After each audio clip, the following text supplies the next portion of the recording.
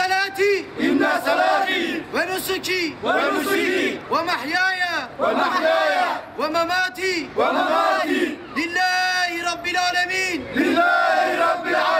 Müslümanların ilk kıblegahı olan Mescid-i Aksa, İslam dünyasının içinde bulunduğu kargaşa ortamından istifade edilerek korsan devlet İsrail tarafından işgal edilmekle kalmamış, 1967'den bu yana ilk defa tamamen ibadete kapatılmıştır. Mescid-i Aksa'yı yok ederek kendi batıl inançları doğrultusunda kutsal tapınaklarını inşa etmeyi en önemli gayeleri olarak gören işgalci Siyonistler, Mescid-i Aksa'nın sahipsiz kaldığını zannederek gözlerini iyice karartmışlardır.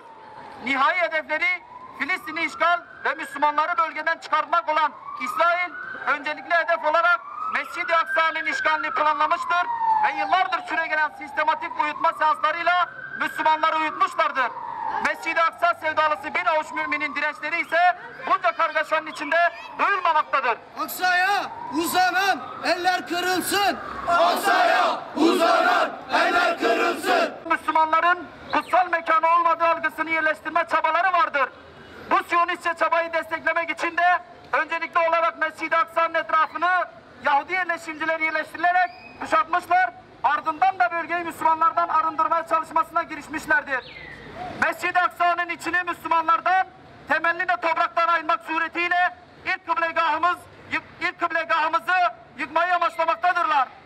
Azılı Siyonist liderlerin gösterdiği hedefler doğrultusunda şimdi de Mescid-i Aksa tamamen ibadete kapatılmıştır. Başlatılan bu uygulama Müslümanların tepkisizliği karşısında kalıcı hale gelecektir. Müslümanları uyutan işgalci Siyonistler Mescid-i Aksa'yı yakma girişiminde de bulunmuşlardır. Bin avuç inanmış Müslümanın direncinden daha fazlasına ihtiyaç vardır. Müslümanlar şuurlu tepkiler verdiği zaman iliklerine kadar titreyen Siyonist İsrail militanları şimdilerde ilk kıblegahımızda başıboş bir halde cirit atmaktadırlar. Kahrolsun İsrail!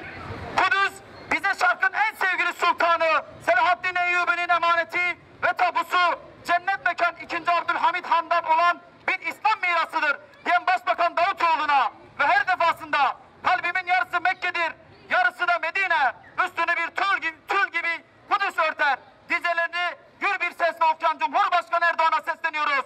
Neredesiniz? Aksa işgal altında. Neden susuyorsunuz?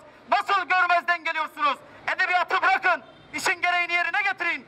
İsrail'le olan gizli açık bütün ilişkilerinizi sonlandırın. Kahrolsun İsrail!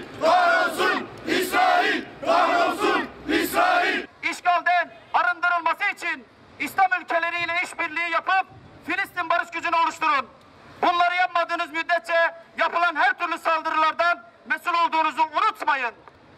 Aksa bizimdir, bizim kalacak. Aksa bizimdir, bizim kalacak. Aksa